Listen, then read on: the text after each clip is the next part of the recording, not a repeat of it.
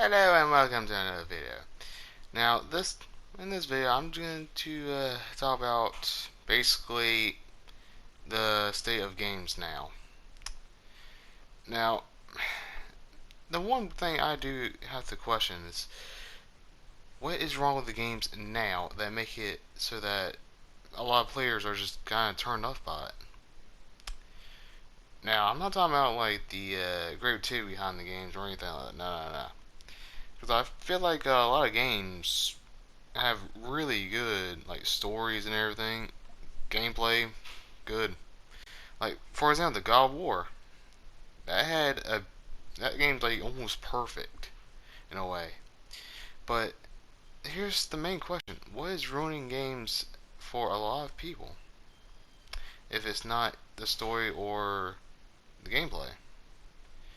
Well, the true culprit will be the microtransaction loot box bullshit they put in.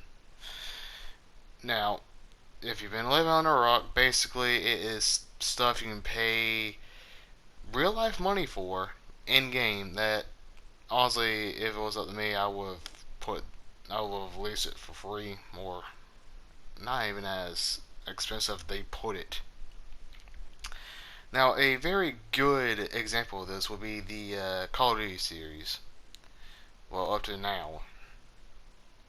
Now, let's go back in time. When Call of Duty first started, they on PlayStation 2, I believe PlayStation 1. I'm about to look that up, make sure. I'm pretty sure. But I knew that majority of the games were on PS2. And then they went to PS3. And then they added a map pack system. Basically, they've added map packs for a price. Okay, whatever. You made some maps after the game was released. But here's the problem. They never changed it when they added loot boxes. They never changed it throughout the years. It's been like, how long? Like 10 or more years since they've added that? Yeah, that's the biggest problem with them. But let's go back and talk about games in general. If I told you like, hey, you spend $60 for a game, and then I tell you like, oh, nope, you gotta pay $50 more for it. You ask me why? Well, you see, we decided to take some stuff out of the game, and then we're gonna sell it back to you. Now, with me, I don't think that'd be fair. Because if I spent $60 on a game, I don't think that'd be fair for someone that actually has the money for everything. Now the main question is, when does it come too much? If it comes too much with like a lot of videos they show you, there's the horse armor DLC. Basically, in Oblivion, I think you can pay like $2.50 for horse armor, which is basically useless because if I remember correctly, it does not do anything for the actual horse. Just makes it look like it has armor. That's it. But with the loot box thing, I have to say EA's Battlefront 2 Star Wars because honestly, it's one thing for you to add loot boxes. It's another thing if you're going to add it so that you have to pay just to unlock people.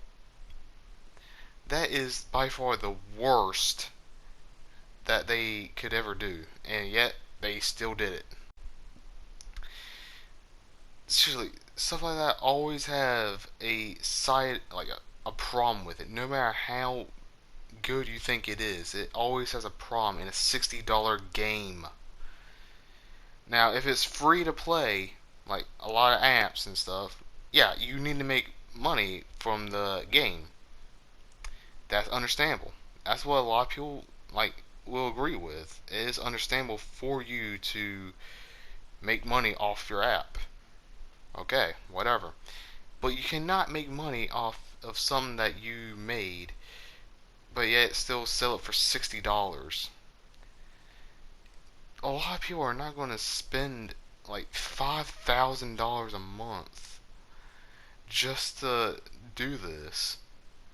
I mean, heck, look at like a game, Marvel Contest of Champions. A lot of people have played that, and a lot of people have spent hundreds, if not thousands, of dollars on the game alone, just because they want a character and they won't upgrade them. It At this point, I feel like it's just kind of a little too greedy. That's, I mean, heck, whenever I actually make games, I actually so far release it for free. Because one of the games I made was just a text game. I just know that it has a lot of errors in it, so I thought like, no, I'm just going to release it just because, and I'm not going to work on it anymore. Just put it online, bam, done. The RPG I made, the previous video, yeah, I made that in 30 days. My original plan was like, okay, I can create a quick game and just sell it for like $5 or something. No. Midway, I found out like, okay, this is going to take a lot longer than I thought. And I don't have time to do what I need to. So, I'm just going to release it for free and basically call it a demo. That is basically what I did. I create the game, well, the demo, and I released it online for free. That makes sense. Until well, Christmas, I'm not going to like think of it until then because I'm not even going to bother. If it's not going to be good, there's no point of releasing it.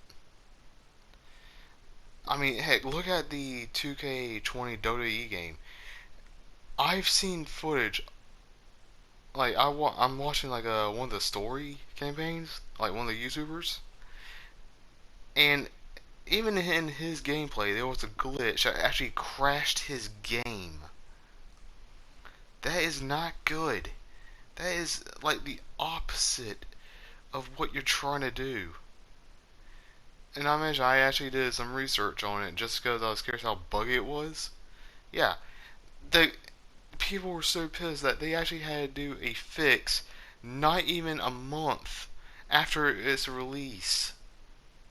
That is not how you release a game. In fact, that shouldn't have been released in the first place.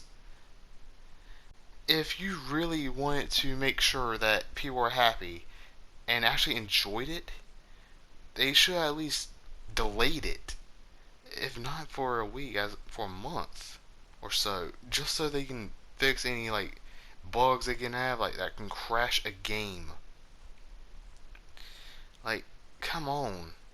Is I picture if it was from a small developer and everything, like, yeah, that would be understandable. Like, they're gonna have glitches if one person works on it, and it's like something that big.